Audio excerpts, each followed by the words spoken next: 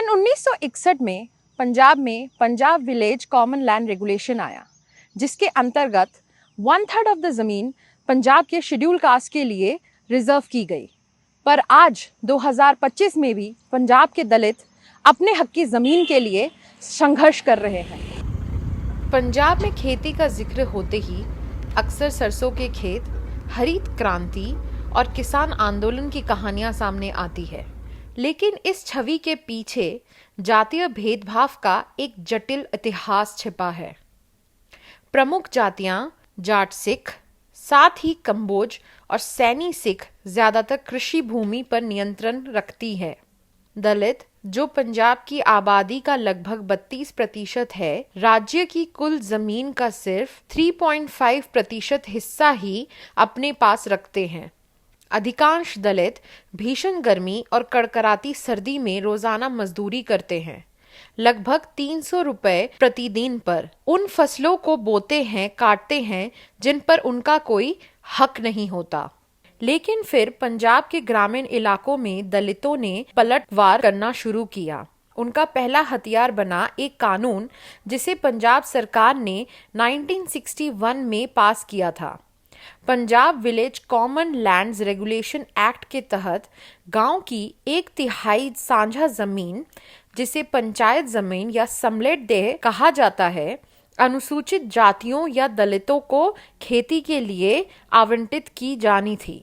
कागजों पर इस कानून ने ये अधिकार दिया कि वे पंचायत की नीलामी के जरिए इन जमीनों को पट्टे पर लेकर खेती कर सकते हैं। लेकिन जमीनी हकीकत ये रही कि ये जमीन डमी बोली और धमकियों के जरिए से हमेशा प्रभावशाली जातियों के कब्जे में ही रही। पहला बड़ा विरोध 2008 में देखने को मिला, जब संगरूर के बेरा गांव में दलित मजदूरों ने पंचायत की जमीन पर कब्जा किया। 2014 में जमीन प्राप्ति संघर्ष कमेटी ने पूरे क्षेत्र में संगठित होना शुरू किया, जिससे बिखरे हुए विरोध एक संगठित आंदोलन में बदल गए। ऐसी ही एक कहानी जसवीर की है, जिन्होंने 2021 में अपने जमीन की लड़ाई शुरू की। लगातार विरोध और उनके हौसले ने आखिर में उन्हें हक की जमीन दिलाई।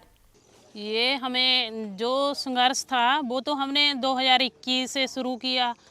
एक साल डम्मी बोली हुई, उस साल सारा साल यहाँ हमारा कब्जा रहा, धरना लगा। एक साल हम जितने भी परिवार थे, हमारे साथी थे, यहाँ आकर सोते थे और यहीं खाते पीते थे। एक साल ऐसे ही चलता रहा। दूसरे साल फिर डम्मी बोली हुई, फिर यहाँ पर धारा 145 लगा दी। फिर ना ही जिसने डम्मी बोली दी थी वो ज़मीन पर आ सका और ना ही हम आ सके। और जो हमारी ज़मीन प्राप्ति संघर्ष कमेटी है, उसने लोग इकट्ठे करके जो हमारा झंडा इस ज़मीन में लहराया। 2021 में नहीं मिली, 2022 में नहीं मिली, 2023 में जाके हमें आधी ज़मीन मिली। आधी उस जो चौधरी का बंदा था उसे आधी उसने बंडा ली, आधी हमारे पास थी। और उसने कोई फसल नहीं बीजी। उसने ऐसे झगड़ा शुरू करने के लिए हमारी आधी ज़मीन हमसे ले ली। और 2024 से हमने पहले ही कब्जा रखा, जिस कारण हमारे जो प्रशासन था उसे हमारे पक्ष में ही बोली तोड़नी पड़ी। नहीं, पिछले 2024 में भी हमने पूरी ज़मीन को बहा और अब इस साल भी हमने बड़ी मुश्किल से बोली करवाई है, क्योंकि इस बार भी चौधरी खड़े हो गए थे। और जो चौधरी के लोग थे वो कहते थे हम लेने नहीं देते, ये कम परिवार हैं। और जो चौधरी के लोग हैं उनके पास नजूल ज़मीन है, जिसमें हमारा हिस्सा भी बनता है, वो हमारे हिस्से पर भी कब्जा रखते हैं। उनको ये डर सताता था, अगर हम इनके साथ झगड़ा रखेंगे तो वो हमारी नजूल ज़मीन के इधर नहीं आएंगे, पंचायती ज़मीन के बल ही इनका ध्यान रहेगा। हाँ, लोग कहते थे कि आप ऐसे ही तुरे फिरते हो, भी आपको ज़मीन नहीं मिलेगी। वो जो ये हमारा प्रधान है, इसे कहते थे कि उसके पीछे मत लगो, वो आपको लड़ाता है लोगों के साथ। पर हमने बोला कि ये तो हमारा हक है, हक के लिए हम लड़ेंगे। और बहुत बार कभी हमें वीडियो दफ्तर, कभी डीसी दफ्तर, कभी डीडीपीओ दफ्तर मंग पत्र दे के आना पड़ता, धरने लगाने पड़ते, लोग इकट्ठे करके रोज़ रोज़ हमें ले जाने पड़ते थे इनके खिलाफ धरने लगाने के लिए। जो लोग हमारा हमारे बीच लड़ाई करा रहे थे उनके खिलाफ धरने लगते थे। जो सरपंच था उनके खिलाफ लगते थे। जो यहाँ का सिविल प्रशासन है वो भी पंचायत की ही सुनता है, ऐसे नहीं देखता कि इनका हक है। जो हक है ये इनका ही हक है, दलित लोगों का। पर जो सरपंच है वो चाहता था कि बोली डम्मी हो और इस खेती पर मैं अपनी फसल बीजूं। ऐसे हमारा मान सम्मान बड़ा है, हमें लगता है हम भी ज़मीन वाले हो गए। अभी तो हम ठेके पर ले रहे हैं, फिर भी हमें लगता है कि हम ज़मीन वाले हैं। और जब हम घर से निकलते हैं तो हम कहते हैं कि हम अपने खेत जाते हैं, हमारी मोटर पर जाते हैं। और जब किसी काम पर जाते हैं हमें फ़िक्र नहीं रहता कि हमारे जो डंगर बच्चे हैं वो भूखे मरेंगे। हाँ, जब भी हम मतलब बोली के लिए संघर्ष शुरू किया तभी लोगों ने कहा कि चूड़े तुम कब खेती कर सकते हो, तुम तो चूड़े चमार हो, तुम्हारे पास तो पैसा नहीं है, तुम्हें तो खेती नहीं करनी आती। तो हमने बोला कि जो आपके खेतों में खेती करते हैं वो हमारे ही लोग होते हैं, वो चूड़े चमार ही होते हैं, ते हम ही करके देते हैं आपको खेती। आप तो मंडियों में ट्रालियां भर के ले जाते हो, मुनाफा आप कमाते हो। पर वो जैसे हमारे लोग सीरी रलते हैं ना, तो 1 साल का वो 1 लाख से कुछ रुपए देते हैं 1 साल, दिन रात वो 24 घंटे काम कराते हैं उनसे, जो कि बहुत पैसा तो बहुत बनता है 1 साल का। ऐसे फिर उनको लगता है भी ये अपनी खेती करेंगे चूड़े चमार तो हमारे यहाँ सीरी कौन रलेगा, तो हमारे जो डंगर पशु हैं मवेशी हैं उनका गोहा कूड़ा कौन करेगा, तो इनकी औरतें करती हैं हमारा गोहा कूड़ा, तो ये हमारे बराबर हो जाएंगे, हमारे बराबर बैठेंगे। इसके कारण वो हमें नीचा दिखाने के लिए चूड़े चमार बोलते हैं।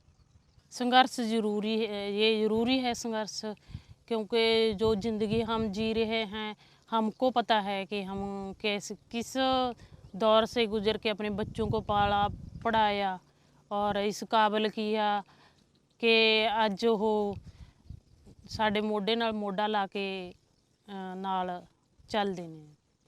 जसवीर की लड़ाई अब भी खत्म नहीं हुई है और ना ही पंजाब के अन्य गांव की महिलाओं की।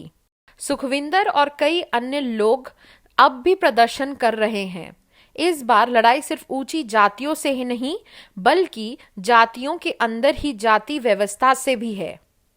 ਜਿਹੜੀ ਇਹ ਜ਼ਮੀਨ ਆ ਜੀ ਇਹ ਸੀ ਆਪਣੀ ਵੀ ਡੰਮੀ ਬੋਲੀ ਕਰਕੇ ਦੂਜੇ ਨੂੰ ਪਰਿਵਾਰਾਂ ਨੂੰ ਦਿੱਤੀ ਗਈ ਹੈ। ਸਾਨੂੰ ਵੀ ਸਾਡੇ ਪਰਿਵਾਰਾਂ ਨੂੰ ਚਾਹੀਦੀ ਤੀ, ਇਹ ਉਹਨਾਂ ਨੇ ਗਲਤ ਕਰਕੇ ਦੂਜੇ ਪਰਿਵਾਰਾਂ ਨੂੰ ਦੇਤੀ। ਸਾਨੂੰ ਇਹ ਜ਼ਮੀਨ ਦੀ ਬਹੁਤ ਲੋੜ ਆ ਜੀ, ਕਿਉਂਕਿ ਸਾਡੇ ਨੀਰੇ ਚਾਰੇ ਬੀਜੇ ਪਏ ਨੇ ਜੀ। ਜੇ ਸਾਨੂੰ ਜ਼ਮੀਨ ਨਾ ਮਿਲੀ ਤਾਂ ਸਾਡੇ ਡੰਗਰ ਭੁੱਖੇ ਮਰਨਗੇ ਜੀ। ਇਹ ਜ਼ਮੀਨ ਸਾਨੂੰ ਕਿਸੇ ਵੀ ਹਾਲਤ ਵਿੱਚ ਚਾਹੀਦੀ ਆ। ਤੇ ਸਾਡੇ ਜੋ ਪਰਿਵਾਰ ਨੇ ਦੂਸਰੀ ਪਾਰਟੀ ਆ ਉਹ ਇਹ ਜ਼ਮੀਨ ਲੈ ਗਈ, ਜਿਵੇਂ ਸੱਤਪਾਲਾ ਹੋ ਗਿਆ, ਮਿੱਤਾ ਹੋ ਗਿਆ, ਹੋਰ ਦੱਸੀ ਜਾਓ ਨਾ, ਮੈਂ ਤਾਂ ਭੁੱਲ ਗਈ। ਹਰਪ੍ਰੀਤ ਜੋ ਸਰਪੰਚ ਹੈ ਸਾਡੇ ਲੋਕਾਂ ਨੂੰ ਬੋਲੀ ਤੋਂ ਬਾਹਰ ਕੱਢਤਾ ਤੇ ਉਹਨੇ ਇਕੱਲੇ ਨੇ ਇਹ ਬੋਲੀ ਕਰਵਾ ਕੇ ਇਹ ਜ਼ਮੀਨ ਦੂਜੇ ਪਰਿਵਾਰ ਨੂੰ ਜੋ ਕਿ ਉਹਨਾਂ ਦੇ ਨਾਲ ਦੇ ਨੇ ਉਹਨਾਂ ਨੂੰ ਦੇਤੀ ਸਾਰੀ। ਡੰਮੀ ਬੋਲੀ ਕਰਤੀ। ਸਾਡਾ ਪਰਿਵਾਰ ਬਾਹਰ ਰੌਲਾ ਪਾਈ ਗਿਆ ਵੀ ਡੰਮੀ ਬੋਲੀ ਰੱਦ ਕਰੋ, ਤੇ ਇਹ ਕਿਸੇ ਵੀ ਹਾਲ ਵਿੱਚ ਰੱਦ ਨਹੀਂ ਕੀਤੀ ਗਈ। ਸਾਨੂੰ 1 ਮਹੀਨਾ ਹੋ ਗਿਆ, ਸਮਝ ਲਓ ਵੀ 22 ਦਿਨ ਹੋ ਗਏ ਸਾਨੂੰ ਲੜਦਿਆਂ ਨੂੰ। ਅਸੀਂ ਪਟਿਆਲੇ ਵੀ ਜਾਂਦੇ ਹਾਂ, ਅਸੀਂ DDPO ਨੂੰ ਵੀ ਮਿਲੇ ਹਾਂ, ਤੇ ਸਾਰਿਆਂ ਨੂੰ ਮਿਲ ਕੇ ਵੀ ਸਾਡਾ ਇਹ ਹੱਲ ਨਹੀਂ ਹੋਇਆ ਹੈਗਾ। ਇਹ ਜ਼ਮੀਨ ਸਾਨੂੰ ਕਿਸੇ ਹਾਲ ਵਿੱਚ ਵੀ ਨਹੀਂ ਦੇ ਰਹੇ। ਉਹ ਪ੍ਰਸ਼ਾਸਨ ਵੀ ਸਾਡੇ ਨਾਲ ਧੱਕਾ ਵੀ ਪਹਿਲਾਂ ਤਾਂ ਬਹੁਤ ਕਰਿਆ, ਹੁਣ ਤਾਂ ਪਤਾ ਨਹੀਂ ਵੀ ਕੀ ਕੁਛ ਹੋਊਗਾ। ਪਰ ਜੋ ਇਹ ਜ਼ਮੀਨ ਆ ਇਹ ਅਸੀਂ ਕਿਸੇ ਵੀ ਹਾਲ ਨਹੀਂ ਛੱਡ ਸਕਦੇ। हालांकि हरप्रीत ने किसी भी तरह की गड़बड़ी से इनकार किया है और ये भी कहा कि दलित समूह के बीच कोई जानबूझकर दरार नहीं पैदा की गई है। ਹੁਣ ਸਾਡੀ ਸੁਣਵਾਈ ਕਿਤੇ ਨਹੀਂ ਹੋ ਰਹੀ ਹੈਗੀ। ਅੱਜ ਵੀ ਸਾਡੇ ਬੰਦੇ ਪਟਿਆਲੇ ਗਏ ਵੇ ਨੇ। ਸਾਡੇ ਜੋ ਬੰਦੇ ਨੇ ਪਟਿਆਲੇ ਗਏ ਵੇ ਨੇ ਮਿਲਣ ਡੀਡੀਪੀਓ ਨੂੰ। ਡੀਡੀਪੀਓ ਸਾਨੂੰ ਰਾਹ ਨਹੀਂ ਦਿੰਦੇ, ਸਾਨੂੰ ਕੰਮ ਵੀ ਨਹੀਂ ਕਰਨ ਦਿੰਦੇ ਹੈਗੇ। ਜੇ ਅਸੀਂ ਇੱਥੋਂ ਉੱਠ ਕੇ ਕੰਮ ਕਰਨ ਜਾਂਦੇ ਤਾਂ ਸਾਡੀ ਜ਼ਮੀਨ ਨੂੰ ਵਾਹ ਲੈਣਗੇ, ਜੋ ਅਸੀਂ ਕਿਸੇ ਹਾਲ 'ਚ ਵਾਹੁਣ ਨਹੀਂ ਦੇਣੀ ਹੈਗੀ। ਸਾਨੂੰ ਜੀ ਫਾਇਦਾ ਹੀ ਆ, ਅਸੀਂ ਕਮਾ ਕੇ ਬੱਚਿਆਂ ਨੂੰ ਖਵਾਉਂਦੇ ਆ ਜੀ, ਖਰਚ ਪਾਣੀ ਕਰਦੇ ਆ, ਉਹਦਾ ਚੁੱਲ੍ਹੇ ਦਾ ਖਰਚਾ ਚਲਾਉਂਦੇ ਆ ਜੀ। ਖੇਤਾਂ 'ਚ ਨਹੀਂ ਜਾ ਸਕਦੇ, ਸਾਨੂੰ ਵੱਟਾਂ ਦੇ ਨਹੀਂ ਚਾੜਨ ਜਾਂਦੇ, ਜ਼ਿਮੀਂਦਾਰ ਜੀ ਸਪਰੇਆਂ ਕਰ ਦਿੰਦੇ ਨੇ। ਸਾਨੂੰ ਇਹੀ ਆ ਜੀ, ਅਸੀਂ ਆਪਦੇ ਖੇਤ 'ਚੋਂ ਵੱਢ ਕੇ ਨੀਰਾ ਚਾਰਾ ਪਾ ਤਾ ਦਵਾਂਗੇ, ਡੰਗਰ ਭੁੱਖੇ ਤਾਂ ਨਹੀਂ ਮਰਨਗੇ ਜੀ। ਹੁਣ ਜਦ ਵੀ ਅਸੀਂ ਜੱਟਾਂ ਦੇ ਖੇਤਾਂ 'ਚ ਜਾਂਦੇ ਤਾਂ ਸਾਨੂੰ ਕਹਿੰਦੇ ਨੇ ਆਪਣੇ ਖੇਤਾਂ 'ਚ ਜਾਓ। ਇਸ ਲਈ ਸਾਨੂੰ ਇਹ ਜ਼ਮੀਨ ਦੀ ਬਹੁਤ ਜ਼ਿਆਦਾ ਲੋੜ ਆ ਜੀ। लेकिन दलित परिवार के लिए अग्रिम भुगतान करना हमेशा आसान नहीं होता। अधिकांश लोग रोजाना की मजदूरी या पशुपालन पर निर्भर होते हैं। उनके पास पट्टे की रकम या बीजों के लिए भी मुश्किल से पैसे होते हैं। तकनीक तो छोड़ ही दे, जो उनके अधिक संपन्न पड़ोसियों के पास होती है। जो लड़ाई संगरूर के छोटे छोटे गांव से शुरू हुई थी, आज वो पंजाब के कई डिस्ट्रिक्ट्स में फैल चुकी है। पर राज, जसवीर, सुखबीर और कई दलित किसान औरतों का कहना है कि लड़ाई और लंबी है। द प्रिंट के लिए मनीषा मंडल, संगरूर, पंजाब से।